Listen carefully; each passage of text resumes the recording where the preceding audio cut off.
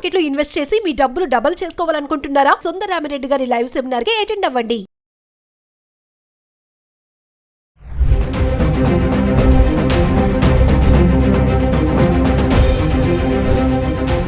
Hi hello నమస్తే, welcome back to Suman TV. Artificial intelligence, computers తెలియని వారు ఇది మనకి సంబంధం లేని విషయం అని అనుకుంటారు. కానీ కాస్తో కూస్తో పరిజ్ఞానం ఉన్నవాళ్ళు ఇది సాఫ్ట్వేర్ ఇంజనీర్ల గోల, ఇది మనకు అవసరం లేదని భావిస్తారు. కానీ నిజ జీవితంలో ఏఐ అనేది మనలో ఎంత భాగమైపోయిందో మీకు తెలుసా? మరి ఏఐ మనిషి ఇంటెలిజెన్సీని ఎక్కడి వరకు తీసుకెళ్తుంది? దీనిపైన మరింత సమాచారం ఇవ్వడానికి ఈరోజు స్టూడియోలో మనతో పాటు ఉన్నారు టెక్నాలజీ ఎక్స్పర్ట్ నల్లమోతు శ్రీధర్ గారు. సార్తో మాట్లాడదాం. నమస్తే సార్. నమస్తే అండి. సార్, శ్రీధర్ గారు, ఇప్పుడు ఆర్టిఫిషియల్ ఇంటెలిజెన్సీ చూసుకుంటే ప్రతి దాంట్లో కూడా దాని ఎంట్రీ ఖచ్చితంగా ఉంటుంది. మరి ఇప్పుడు మానవ మేధస్సా, ఆర్టిఫిషియల్ మేధస్సా అంటే ఏది గొప్ప అంటే ఏం చెప్తారు? నవీన గారు, వాస్తవంగా ఇప్పటికీ మానవ మేధస్సు అనేది లేదు. ప్రాక్టికల్గా చెప్పాలంటే ఏ రోజైతే వాట్సాప్లో హ్యాపీ బర్త్డేకి హెచ్బిడి అని మొదలు పెట్టున్నామో, ఏ రోజైతే షార్ట్ కట్స్కి అలవాటు పడ్డామో, ఆటోమేటిక్గా ఏంటంటే మానవ మేధస్సు ఎక్కడి నుంచి వచ్చింది? ఫర్ ఎగ్జాంపుల్, ఏదో ఒక విషయాన్ని నేను చాలా క్రియేటివ్గా నా మనస్సుతో, నా మేధస్సుతో ఆలోచించి చెప్పగలిగితే అది మానవ మేధస్సు. మానవ మేధస్సు అనేసి ఈరోజు ఏమైందంటే కనుక వాట్సాప్లోనో ఫేస్బుక్లోనో కింద ఒక సజెషన్స్ వస్తాయి. ఈ సజెషన్స్ని ఆటోమేటిక్గా సెలెక్ట్ చేసుకొని రిప్లై ఇస్తున్నప్పుడు ఒక మనిషి తన యొక్క మేధస్సుతో సమాధానం చెప్పటం కానీ, తన మేధస్సుతో ఒక ఆర్టికల్ రాయటం కానీ, తన మేధస్సుతో ఒక క్రియేటివ్ యాక్టివిటీ చేయడం కానీ చేయలేనప్పుడు మానవ మేధస్సు అనేది ఒక 30-40% ఆల్రెడీ పోయింది. ఇప్పుడు ఆర్టిఫిషియల్ ఇంటెలిజెన్స్ వచ్చింది. ఆర్టిఫిషియల్ ఇంటెలిజెన్స్లో పూర్తిగా మానవ మేధస్సు అనేది కొట్టుకుపోయే అవకాశం అనేది ఉంది. ఎందుకంటే ఒక మనిషి యాక్చువల్లీ 2 రకాలు నవీన గారు. ప్రోగ్రామింగ్ ఇలాంటివి చూద్దాం. సో సి లాంగ్వేజో, జావానో, లేకపోతే రకరకాల పైథాన్ ఇలాంటివి ఉన్నాయి. అమీర్పేట ఇన్స్టిట్యూట్కి వెళ్ళి ఒక 6 months పాటు ఒక కోర్సు చేస్తే కోడ్ ఎలా రాయాలి, పారామీటర్స్ ఏముంటాయి, ఇదంతా కూడా నేర్చుకొని కోడ్ రాస్తే కనుక మంచి మంచి ఉద్యోగాలు వస్తూ ఉంటాయి గత 20 సంవత్సరాలుగా. సో ఇది ఈరోజు ఫర్ ఎగ్జాంపుల్ ఏ చాట్ జీపీటీకో లేకపోతే రకరకాల వీటన్నిటికీ కూడా ఇన్పుట్గా ఇచ్చేసేస్తే జస్ట్ ఒక నాకు ఈ కాంటెక్స్ట్లో ఒక కోడ్ రాసి పెట్టమని చెప్పేసి అంటే ఒక మనిషి కంప్లీట్ ప్రోగ్రామ్ రాసేదానికంటే కనుక దానికంటే కనీసం 50% తక్కువ టైంలో ఆటోమేటిక్గా కోడ్ ఇస్తూ ఉంటే కనుక మనిషి మేధస్సు ఎక్కడుంది? సో ఎక్కడైతే ఒక మనిషి మేధస్సు కంటే వేగవంతమైన మేధస్సు కలిగిన మేధోశక్తి కలిగిన విషయం అనేది ఆటోమేట్ చేయబడేసి వచ్చిందో ఆ రోజే మనిషి తన ఉనికి అనేది ప్రమాదంలో పడింది. ఎందుకు? ఈ ప్రోగ్రామింగ్ ప్రపంచవ్యాప్తంగా ఈరోజు ఉద్యోగశాలను చూస్తే ఆల్మోస్ట్ ఐటీ ఉద్యోగాలు ఎక్కువగా ఉపాధి కల్పిస్తూ ఉన్నాయి. పెద్ద భారీ మొత్తంలో ప్యాకేజీలు ఇస్తూ ఉన్నాయి. చాలా మంది ఈరోజు లగ్జరియస్గా బతకగలుగుతారంటే ఐటీ ఉద్యోగాల వల్ల. సో ఐటీ ఉద్యోగాల్లో ఏముంటుంది? ప్రోగ్రామింగ్. ఎవరో క్లయింట్లు వస్తారు, హాస్పిటాలిటీ ఇండస్ట్రీ, ఇన్సూరెన్స్, బ్యాంకింగ్ రకాల క్లయింట్స్ వస్తారు, మాకు ఈ ప్రాజెక్ట్ చేసి పెట్టమంటారు. ఐటీ కంపెనీస్ ఏం చేస్తాయి? 100 మందినో 1000 మందినో రిక్రూట్ చేసుకొని ఈ సంస్థ కోసం, ఈ పర్టికులర్ హాస్పిటాలిటీ ఇండస్ట్రీ కోసం మీరు ప్రోగ్రామ్ రాయాలి అని చెప్పేసి డిజైన్ చేస్తాయి. ఇదంతా కూడా ఒక 1000 మంది చేసే పనిని కేవలం 10 మంది ఏఐని యూజ్ చేసి చేయగలిగే శక్తి వచ్చినప్పుడు ఆటోమేటిక్గా జనాలకు వచ్చేటప్పటికే ఆర్థిక వ్యవస్థ మొత్తం కూడా చిన్న భిన్నం కాబోతుంది. ఎందుకంటే ఉద్యోగాలు పోతున్నాయి. సో ఏవైతే ఇప్పటిదాకా లాజికల్ థింకింగ్ అనే దాన్ని మనం ఎక్కువగా నమ్ముకున్నాం. సో లాజికల్ థింకింగ్ బేస్ చేసుకొని ప్రోగ్రామ్స్ రాసేవాళ్ళం. ఇప్పుడు నా ప్రిడిక్షన్ ప్రకారం ఆర్టిఫిషియల్ ఇంటెలిజెన్స్ వచ్చిన తర్వాత లాజికల్ థింకింగ్ అనేది పూర్తిగా కొట్టుకుపోతుంది. ఎందుకంటే లాజిక్ని రిప్లికేట్ చేయడం చాలా ఈజీ.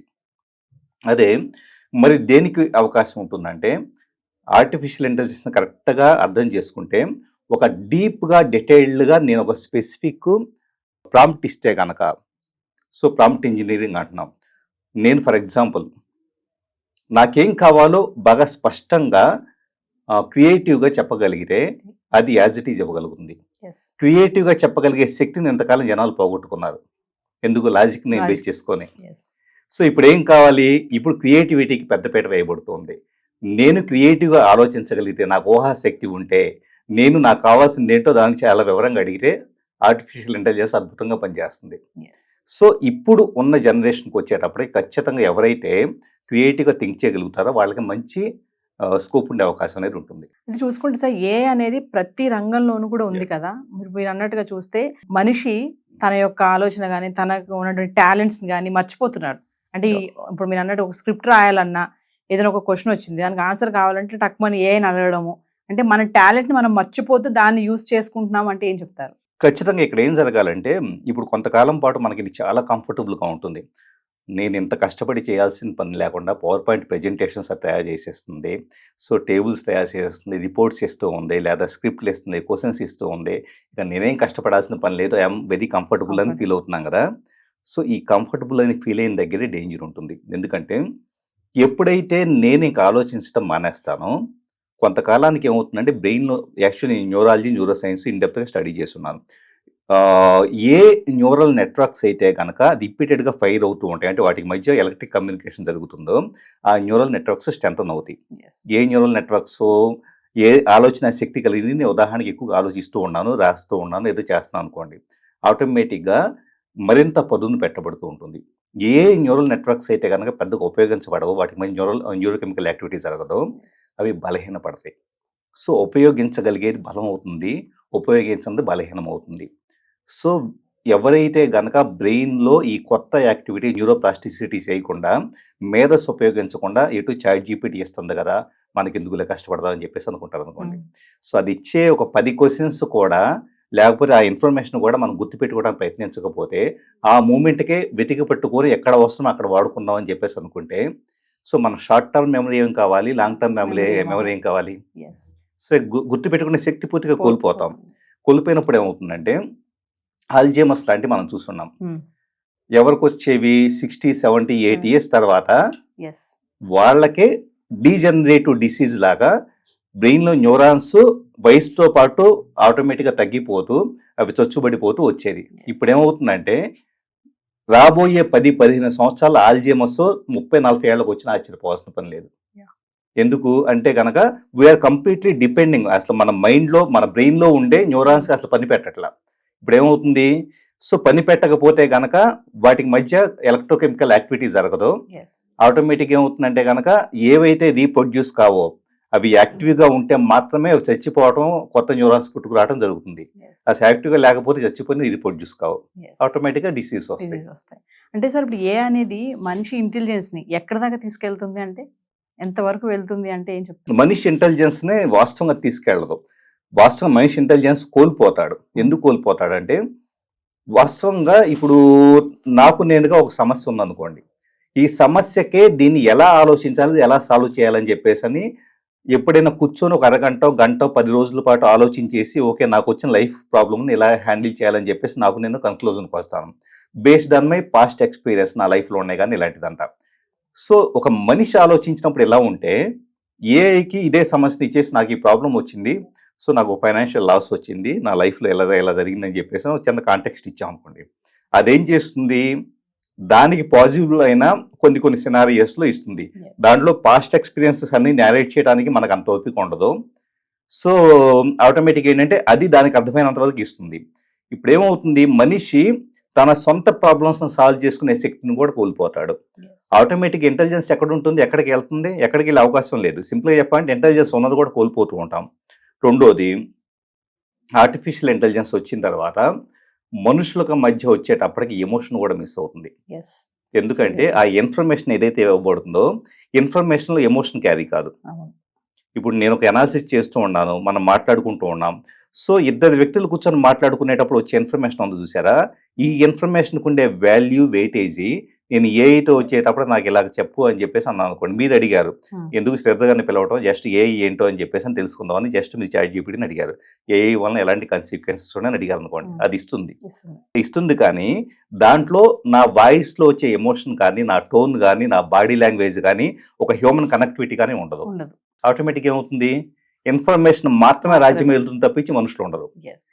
సో, మనుషులు కొన్నాళ్ళకి ఏంటంటే వాళ్ళ ఎసెన్స్ కోల్పోయే అవకాశం అనేది ఉంటుంది. ఎస్. సో, కమింగ్ టు మరి విద్యా వ్యవస్థకి ఎలాంటి ఎఫెక్ట్ ఉంటుందంటారు ఏఐ వల్ల? అంటే కమింగ్ స్టూడెంట్స్, టీనేజర్స్ చూసుకోండి, మనం ఇప్పటివరకు మాట్లాడుకున్నాం. మరి విద్యార్థుల సంగతి చూసుకుంటే పిల్లలు కూడా ఈ మధ్య కాలంలో ఫస్ట్ క్లాస్, సెకండ్ క్లాస్ పిల్లలు కూడా ఏదైనా చెప్తుంటే వాళ్ళు ల్యాప్టాప్ ఆన్ చేయడము, దాంట్లో చూసుకోవడం చేస్తున్నారు. మరి ఇది విద్యా వ్యవస్థకి ఎలాంటి ఇంపాక్ట్ అంటారు దీన్ని? చాలా ప్రమాదకరం అండి. ఎందుకంటే అసలు విద్యా వ్యవస్థలో నిజం చెప్పాలంటే ఏఐ వచ్చిన తర్వాత ఇప్పుడున్న మోడల్ మొత్తం చేంజ్ అవుతుంది. ఇప్పుడున్న మోడల్ ఏంటి?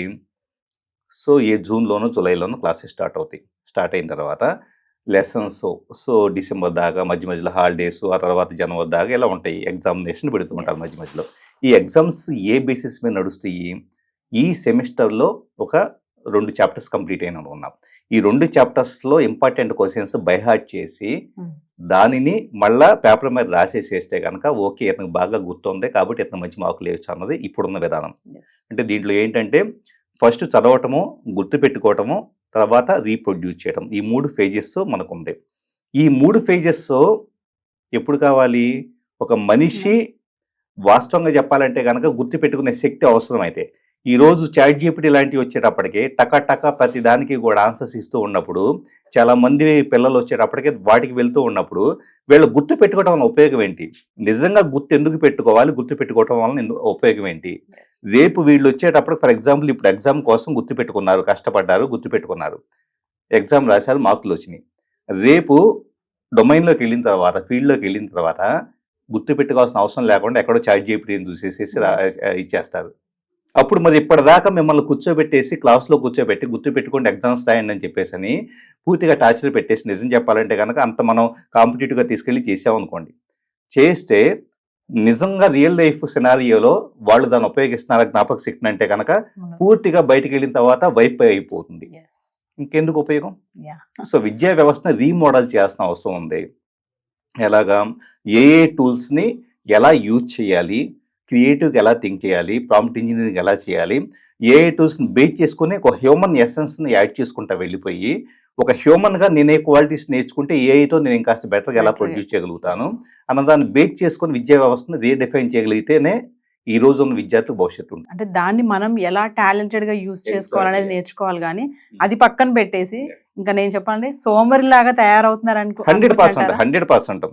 ఎందుకంటే ఒక రిపీటెడ్ విధానం ఎప్పుడు కూడా వచ్చే మార్పులకు తగ్గట్లుగా మీకు విధానాన్ని మార్చకపోతే ఏమవుతుందంటే ఆటోమేటిక్గా వీళ్ళు అవుట్డేట్ అయిపోతారు.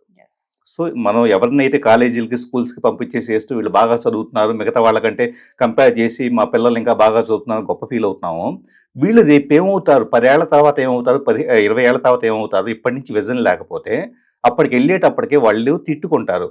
మా విద్యా వ్యవస్థ కానీ, మా దేశం కానీ, లేకపోతే కనుక మా పర్టికులర్ పేరెంట్స్ కానీ సరిగా విజన్తో పెంచలేదని తిట్టుకునే పరిస్థితి ఏర్పడుతుంది. సార్ మరి ఇంకొక సైడ్ చూసుకుంటే క్రైమ్, మరి ఏఐ వల్ల క్రైమ్ కూడా అలానే పెరుగుతుంది కదా, అంటే దాన్ని అలా కూడా ఉపయోగించుకుంటారు. ఎంత మనకి నాలెడ్జ్ కోసం ఉపయోగిస్తున్నారో మరి క్రైమ్ కూడా ఏదైనా చేయాలంటే దీన్ని ఎలా చేయాలి, దాన్ని ఎలా చేయాలి, ఎలా చేస్తే బాగుంటుంది అనేది కూడా యూజ్ చేస్తున్నారు. మరి దీనివల్ల ప్రమాదాలు ఎలా ఉంటాయంటారు ఏఐని యూజ్ చేసుకుని? వాస్తవంగా క్రైమ్ మీరు అన్నట్లుగా క్రైమ్ చేయటానికి సంబంధించి స్ట్రాటజీస్ కావచ్చు, ఇంప్లిమెంటేషన్ కావచ్చు, స్టెప్ బై స్టెప్ మీకు ఏఐలో చాలా డీటెయిల్గా చెప్పబడుతూ ఉన్నాయి. దాన్ని బేస్ చేసుకొని పీపుల్ క్రైమ్ చేస్తున్నారు. కానీ దీనికి ఒక గొప్ప 2 రివర్సల్ ఏంటంటే ఏఐ బేస్ చేసుకొని క్రైమ్ని ఎలా అడ్డుకట్ట వేయవచ్చు అన్నదానికి సంబంధించి చాలా ఈజీ మెథడ్స్ వచ్చి ఉన్నాయి. అంటే ఇప్పుడు నేను పోలీస్ డిపార్ట్మెంట్కి, సిఐడికి వీటికి ట్రైనింగ్ ఇస్తూ ఉంటాను.